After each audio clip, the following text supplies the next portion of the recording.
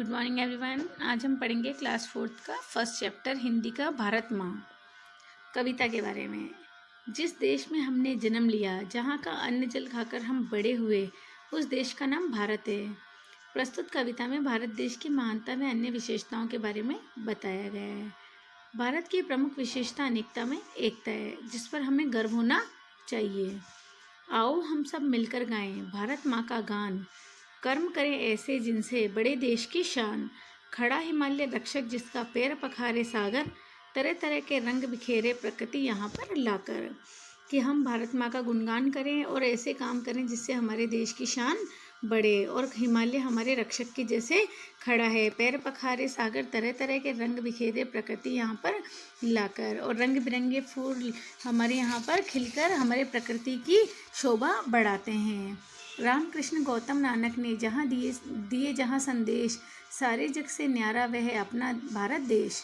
कि यहाँ पर राम कृष्ण है ना, गौतम नानक ऐसे लोगों ने, महान लोगों ने यहाँ पर ऐसे संदेश दिए हैं, हमारा भारत देश सबसे न्यारा है। निर्मल नदियाँ झरने उज्ज्वल, सींचे जिसके प्राण, शस्य श्यामला भूमि वाला भारत देश महान। और हमारी भारत भूमि को नदियों और झरनों से पानी मिलता है, और जिससे वह हरी भरी हमेशा रहती है। मंदिर मस्जिद जहाँ सुनाते घंटी और अजान, वसुदेव कुटुंबकम ही भारत की पहचान। और मंदिर और मस्जिद यहाँ पे कभी कहीं घंटियाँ सुनाई देती है, कहीं अजान सुनाई देता है, और ये हमारा वसुदेव कुटुंबकम ही, यही पूरी पृथ्वी ही हमारा परिवार है। अलग अलग है चेहरे लेकिन एक हमारे प्राण, आओ हम सब मिलकर गाएं भारत माँ का गान। हमारे चेहरे अलग अलग हैं, हम लोग अलग अलग हैं, लेकिन हमारे प्राण हमारी भारत माता में बसे हैं। यानी हम सब मिलकर हमें क्या करना चाहिए, भारत माँ का गान गाना चाहिए, क्योंकि हम भारत के ही निवासी हैं। अब हम देखेंगे कठिन शब्द।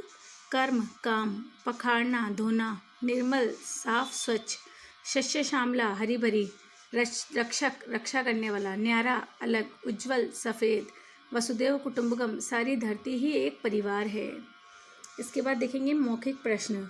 देश की शान कैसे बढ़ सकती है? हम अच्छे अच्छे कर्म करके हमारे भारत देश की शान बढ़ा सकते हैं।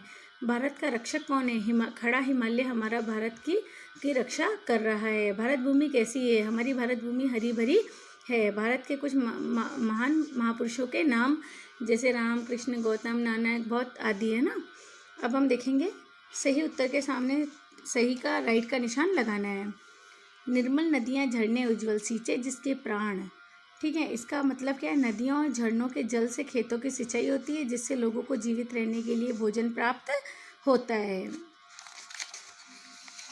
कविता बोध देखेंगे हम यहाँ पर। कविता की पंक्तियाँ पूरी कीजिए। खड़ा हिमालय रक्षक जिसका पैर पखारे सागर, तरह तरह के रंग बिखेरे प्रकृति यहाँ पर लाकर। मंदिर मस्जिद जहाँ सुनाते घंटी और अजान, वसुदेव कुटुंबकम ही है भारत की पहचान। क्वेश्चन नंबर 2 देखेंगे। सही उत्तर के सामने राइट का निशान लगाना है। मिलकर गाना गाने से भारत की शान बढ़ेगी? नहीं, हम मिलकर अच्छे अच्छे कर्म करेंगे तो हमारे भारत देश की शान बढ़ेगी, इसलिए पहला गलत है। खैर देखेंगे। भारत में प्रकृति के विविध रंग दिखाई देते हैं, राइट। भारत भूमि हरी भरी है, राइट। भारत पूरी दुनिया को अपना परिवार समझता है, राइट। सभी भारतवासी अलग अलग हैं? नहीं, सभी भारतवासी एक ही हैं। क्वेश्चन नंबर 3 देखेंगे हम। नीचे दिए गए प्रश्नों के उत्तर लिखिए। ये हम बोर्ड पर देखेंगे क्वेश्चन नंबर 3 का आंसर। अब हम पढ़ेंगे चैप्टर 2 बुड्ढा गिद्ध। प्रस्तुत पाठ में बताया गया है कि बुरे लोगों का साथ देने पर किस प्रकार अपना भी बुरा होता है। हितोपदेश। इस कहानी को पढ़कर जानिए कि कैसे बूढ़े गिद्ध ने धूर्त और चालाक बिलाव पर विश्वास करके अपना सर्वनाश कर लिया। गंगा नदी के किनारे एक पर्वत था। उस पर्वत पर एक बहुत बड़ा वृक्ष था। वृक्ष पर बने एक कोटर में एक गिद्ध रहता था। गिद्ध जब बूढ़ा हुआ तो नाखून झड़ गए और आंखों की रोशनी कम हो गई। उस वृक्ष पर अन्य पक्षी भी रहा करते थे। वे अपने भोजन में से थोड़ा थोड़ा भोजन गिद्ध को दे दिया करते थे। इस प्रकार उसका निर्वाह हो जाता था। जब पक्षी भोजन की तलाश में जाते थे तो गिद्ध उनके बच्चों की देखरेख कर दिया करता था। एक बार बिलाव उधर से निकला। उसने देखा कि वृक्ष पर अनेक पक्षियों के बच्चे हैं। उसे पक्षियों के बच्चों की खाने की इच्छा होने लगी। इस विचार से वह वृक्ष के समीप आया। बिलाव को आता देख पक्षियों के बच्चे डरकर चीखने चिल्लाने लगे। गिद्ध ने जब उनका चिल्लाना सुना तो जोर से कहा, कौन आ रहा है? बिलाव ने जब गिद्ध को देखा तो वह भयभीत होकर सोचने लगा, हाय, अब तो मैं मरा। उसने मन ही मन विचार किया कि भय से तब तक भयभीत नहीं होना चाहिए जब तक वह आपके सामने ना आ जाए, और अगर वह सामने आ ही जाए तो बुद्धिमान को चाहिए कि उनसे बचने का उपाय करे। ये सोचकर वह गिद्ध के पास गया और बोला, बड़े भाई, मैं आपको प्रणाम करता हूँ। गिद्ध ने पूछा, तुम कौन हो? उसने कहा, मैं बिलाव हूँ। दूर हट, नहीं तो मैं तुम्हें मार डालूंगा, गिद्ध ने गुस्से से कहा। बिलाव बोला, आप मेरी बात तो सुन लीजिए, उसके बाद यदि उचित समझे तो आप मुझे मार डालिए। कहा भी गया है कि समझदार व्यक्ति को चाहिए कि अनजान व्यक्ति को अथवा उसके व्यवहार को भली भांति समझ परख कर ही मारना अथवा सम्मान करना चाहिए। गिद्ध बोला, अच्छा बताओ, तुम यहाँ क्यों आए हो? बिलाव बोला, मैं यहाँ गंगा तट पर रहता हूँ और नित्य गंगा स्नान करता हूँ। मैं ब्रह्मचारी हूँ। मैं ब्रह्मचारी हूँ। मैं नित्य पूजा व्रत करता हूँ, इसलिए मैंने मांस खाना छोड़ दिया है। यहाँ रहने वाले पक्षी आपकी बड़ी प्रशंसा करते हैं। उन्होंने मुझे बताया आप बड़े धर्मात्मा और ज्ञानी हैं, इसलिए आप पर भरोसा किया जा सकता है। आप जैसे विद्वान से मैं धर्म के बारे में जानने के लिए यहाँ आ गया था, किंतु आप तो घर आए अतिथि को ही मारने दौड़े। घर में आए शत्रु का भी उचित आतिथ्य और सत्कार किया जाना चाहिए। क्या आपने नहीं देखा कि वृक्ष काटने आए लकड़हारे को भी वृक्ष अपनी छाया देता है? वह उस पर भी उसी भाव से छाया करता है जिस भाव से अन्य पथिकों पर किया करता है। यदि किसी के पास उचित सामग्री न हो तो केवल मीठी मीठी बातों से ही उसका अतिथि का स्वागत करना चाहिए, क्योंकि अतिथि को देवता माना गया है। बिलाव की बातें सुनकर गिद्ध बोला, भाई, तुम तो बिलाव हो, स्वभाव से ही मांसाहारी। इस वृक्ष पर पक्षियों के बच्चे निवास करते हैं, इसीलिए मैंने ऐसा कहा है। ये सुनकर बिलाव कान पकड़ के कहने लगा, मैंने धर्मशास्त्र को सुनकर ही पूजा पाठ आरंभ कर दिया है। शास्त्रों में विभिन्न विषयों पर भले ही मतभेद रहता हो, किंतु अहिंसा सर्वश्रेष्ठ धर्म है। इस विषय पर सब शास्त्र एकमत हैं, और एकमात्र धर्म ही प्राणी का ऐसा मित्र है जो मरने के बाद उसके साथ जाता है। शेष तो शरीर के साथ ही नष्ट हो जाते हैं। इस प्रकार बिलाव ने गिद्ध को विश्वास दिला दिया। गिद्ध ने बिलाव को एक छोटे कोटर में रहने की अनुमति दे दी। कुछ दिन बीते जाने पर बिलाव वहाँ सारी स्थितियों को समझ गया। गिद्ध बुढ़ा और अंधा है, ये जानकर उसने पक्षियों के बच्चों को पकड़ कर अपने कोटर में लाकर मारना आरंभ कर दिया। वे पक्षियों के मरे हुए बच्चों की हड्डियाँ चुपके से गिद्ध के कोटर में छुपा देता। अंधा होने के कारण गिद्ध को कुछ भी दिखाई नहीं देता था। जिन पक्षियों के बच्चे मारे गए थे उन्होंने चीखना चिल्लाना आरंभ कर दिया। जब बच्चों की संख्या लगातार घटती गई तो सभी ने मिलकर इसकी खोज आरंभ कर दी। बिलाव को जब सब स्थिति का ज्ञान हुआ तो वह अपने कोटर से निकलकर भाग गया। पक्षियों को चैन नहीं था। उन्होंने गिद्ध के कोटर की भी तलाशी ली। वहाँ उन्होंने एक कोने में हड्डियाँ देखी। सबने यही सोचा कि बूढ़े गिद्ध ने ही बच्चों को मारकर खाया है। बस फिर क्या था, पक्षियों को गिद्ध पर इतना क्रोध आया कि बिना उससे पूछे उन्होंने उसकी चोंच से मार कर अधमरा कर दिया। कुछ ही दिनों में बेचारा बूढ़ा गिद्ध मर गया। ठीक है, अब हम देखेंगे कठिन शब्दों के अर्थ। निर्वाह, गुजारा। समीप, पास। नित्य, रोज। भरोसा, विश्वास। सत्कार, स्वागत। पथिक, यात्री। बिलाव, नर बिल्ली। परख, देखभाल, जांच। ब्रह्मचारी, जो आजीवन विवाह न करने का संकल्प लेता है। अतिथि, मेहमान। अनुमति, आज्ञा। तलाशी, खोज। मौखिक प्रश्न देखेंगे। गिद्ध कहाँ रहता था?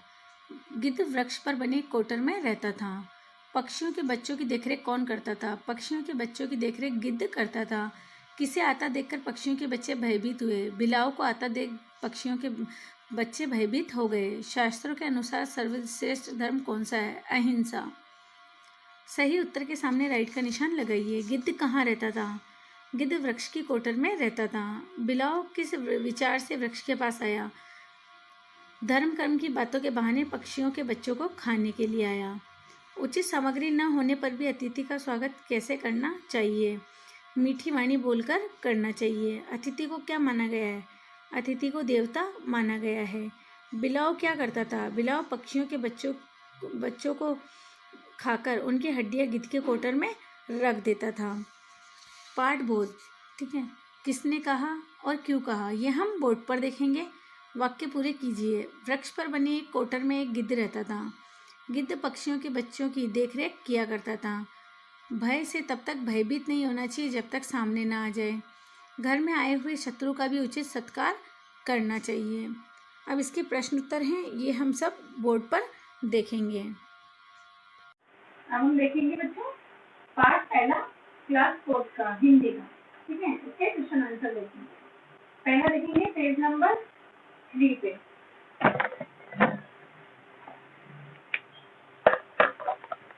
पहला क्वेश्चन है हमारा,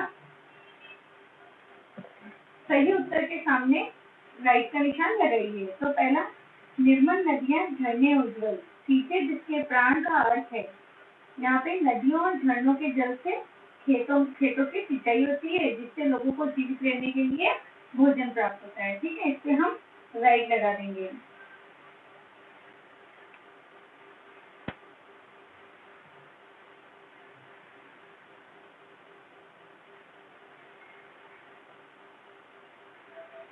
गया वाले का आंसर, ठीक है, गया वाले पे राइट लगा। अब हम देखेंगे इसके फिल इन द ब्लैंक्स, कविता की पंक्तियां पूरी कीजिए। खड़ा हिमालय, खड़ा हिमालय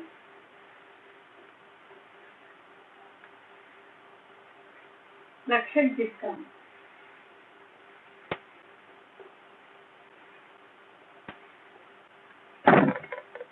पैर पखारे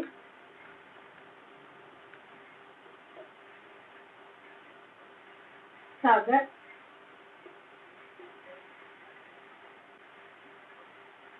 तरह तरह के रंग बिखेरे, तरह तरह के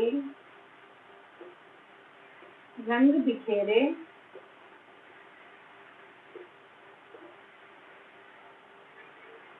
प्रकृति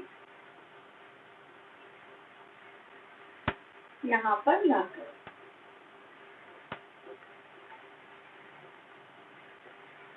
ठीक है।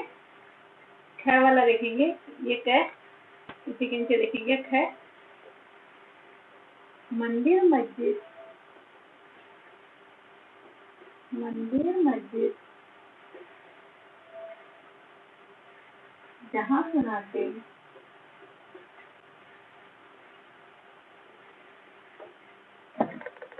घंटी और अजान, घंटी और अजान, वसुदेव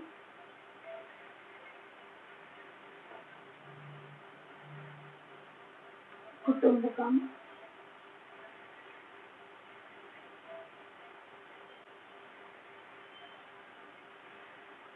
ही है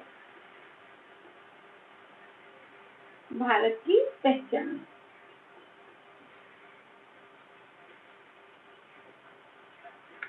ठीक है। इसी तरह सेकंड का देखेंगे हम, सही उत्तर के सामने राइट का निशान लगाइए। मिलकर गाना गाने से भारत की शान बढ़ेगी, रॉन्ग, अच्छे अच्छे काम करने से भारत की शान बढ़ेगी। है देखेंगे, भारत में प्रकृति के विविध रंग दिखाई देते हैं, राइट। ग देखेंगे, भारत भूमि हरी भरी है, राइट। नेक्स्ट देखेंगे घर, भारत पूरी दुनिया को अपना परिवार समझता है, राइट। नेक्स्ट देखेंगे, सभी भारतवासी अलग अलग हैं, गलत, सभी भारतवासी एक ही। अब हम इसके क्वेश्चन आंसर देखेंगे।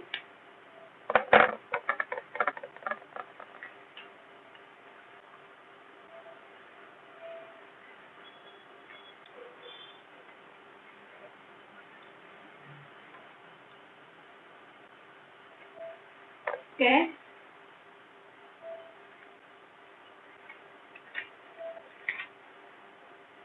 हम भारत की शान कैसे बढ़ा सकते हैं?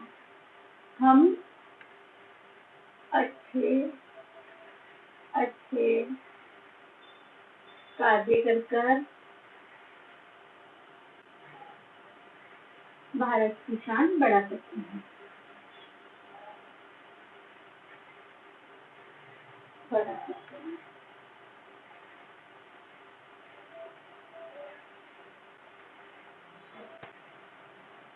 छह का आंसर देखेंगे, भारत की भौगोलिक स्थिति का वर्णन। छह का आंसर देखेंगे हम, भारत की भौगोलिक स्थिति का वर्णन कीजिए। भारत के उत्तर में हिमालय रक्षा प्रहरी बना हुआ है।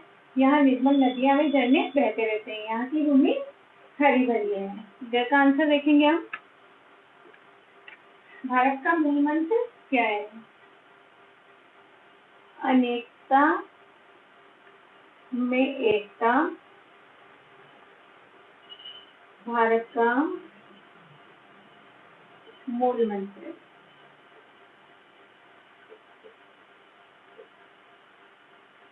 ठीक है, अब हम देखते हैं क्वेश्चन पार्ट 2 का। यहाँ तक आप कर लीजिए। अब हम पार्ट 2 के क्वेश्चन आंसर देखेंगे। पार्ट पहला कंप्लीट हो गया हमारा।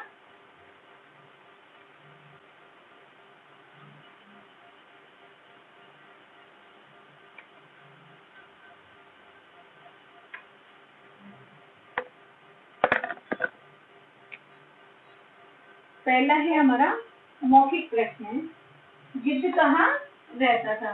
तो गिद्ध वृक्ष के कोटर में रहता था। पक्षियों के बच्चों की देखरेख कौन करता था? तो गिद्ध पक्षियों के बच्चों की देखरेख करता था। किसे आता देखकर पक्षियों के बच्चे भयभीत हो गए? बिलाव को आता देख पक्षियों के बच्चे भयभीत हो गए। शास्त्रों के अनुसार सर्वश्रेष्ठ धर्म कौन सा है? शास्त्रों के अनुसार सर्वश्रेष्ठ धर्म अहिंसा है। अब दूसरा देखेंगे, गिद्ध कहाँ रहता था? कैसा आंसर देखेंगे, यहाँ से आपको नोटबुक में करना है। गिद्ध कहाँ रहता था? वृक्ष की कोटर में। वृक्ष की कोटर में। सेकंड है, बिलाव किस विचार से वृक्ष के पास गया? इस पर राइट कर देंगे आप, थर्ड वाला है। ठीक है, बिलाव किस विचार से वृक्ष के पास गया? धर्म कर्म की बातों के बहाने पक्षियों के बच्चों को खाने। धर्म कर्म की बातों के बहाने पक्षियों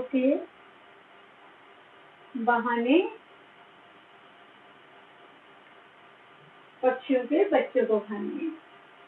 पक्षियों के बच्चों को खाने।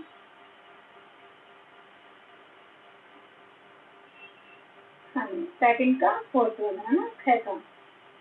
ग वाला देखेंगे, उचित सामग्री न होने पर भी अतिथि का स्वागत कैसे करना चाहिए? मीठी वाणी बोलकर। मीठी वाणी बोलकर।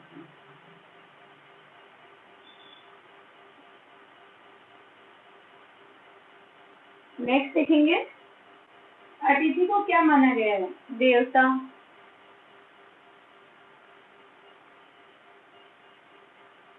नेक्स्ट देखेंगे, बिलाव क्या करता था?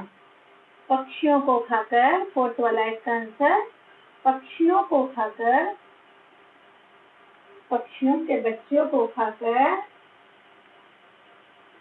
खाकर उनकी हड्डियां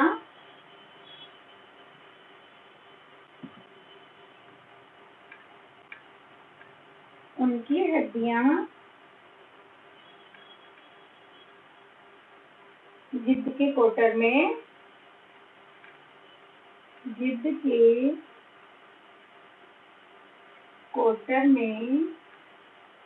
रख देता था।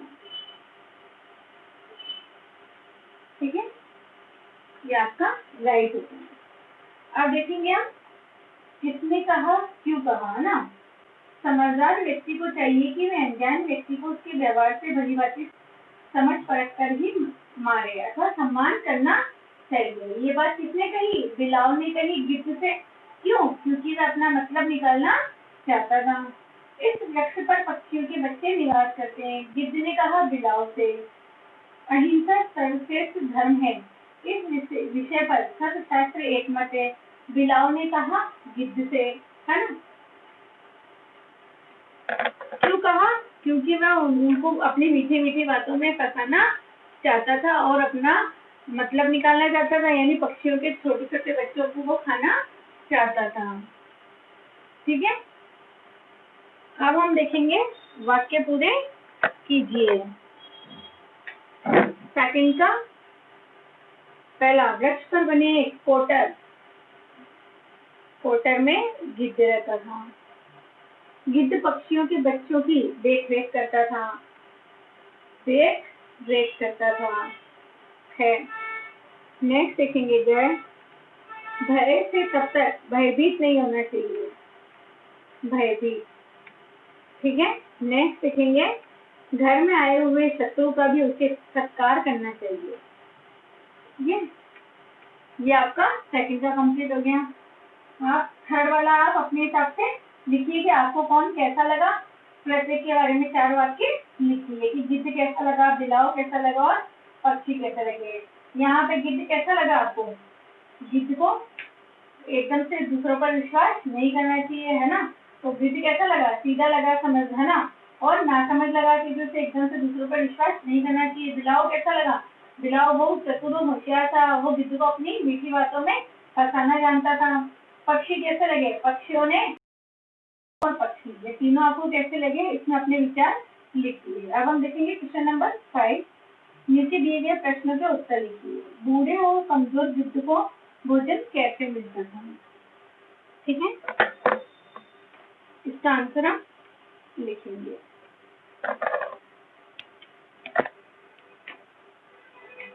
क्या का आंसर लिखेंगे आप?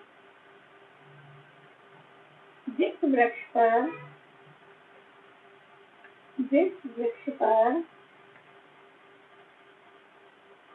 गिद्ध रहता था, उस पर अन्य पक्षी भी रहते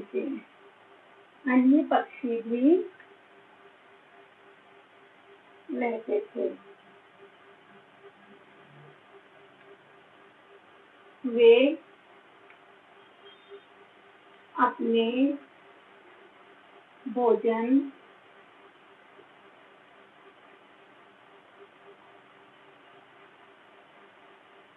में से थोड़ा थोड़ा भोजन गिद्ध को दे देते थे,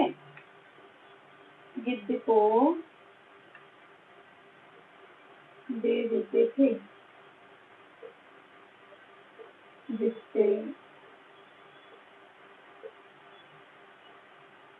उसके जीवन का निर्वाह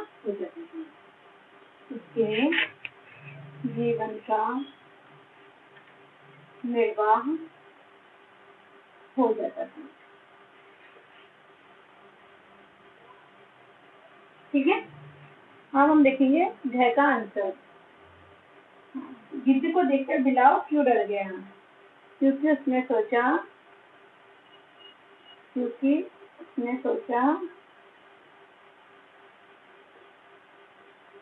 कि अब गिद्ध उसको मार डालेगा,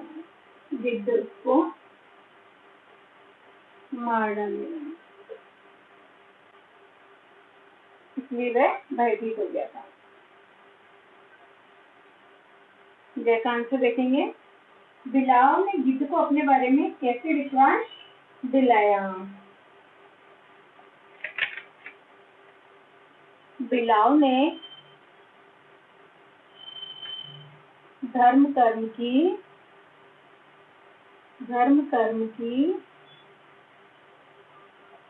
झूठी बातें करके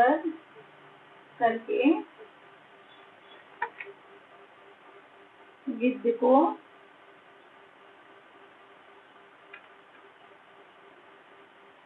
अपने बारे में विश्वास दिलाया।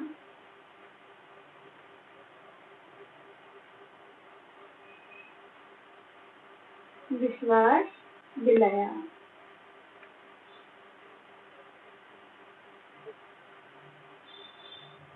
नेक्स्ट देखेंगे हम, बिलाव वृक्ष के फनिज किस उद्देश्य से आया था? तो बिलाव पक्षियों के बच्चों को खाने के उद्देश्य से वृक्ष के समीप आया था। समीप आया था, ठीक है। नेक्स्ट देखेंगे क्वेश्चन नंबर, पक्षियों ने बूढ़े गिद्ध को क्यों मार डाला? पक्षियों ने गिद्ध के कोचर में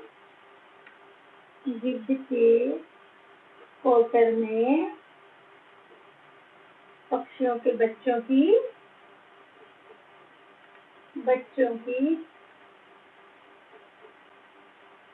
हड्डियां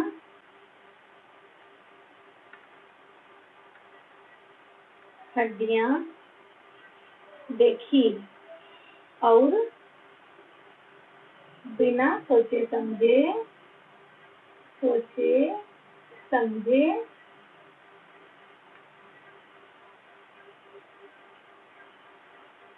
गिद्ध को मार डाला। ठीक है। नेक्स्ट है अपना क्वेश्चन नंबर 4। इस पार्ट से आपको क्या शिक्षा मिलती है? इस पार्ट से हमें यह शिक्षा मिलती है कि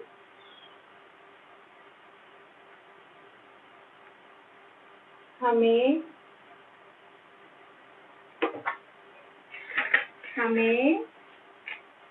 बिना सोचे समझे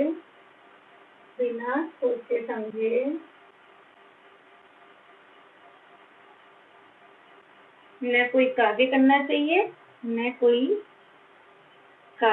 चाहिए,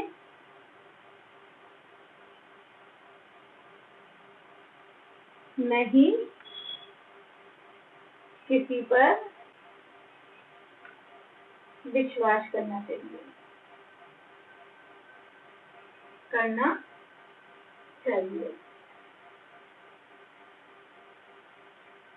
नहीं किसी पर विश्वास करना चाहिए, ठीक है ना। ये हमारा ये सेकंड चैप्टर कंप्लीट हो गया है।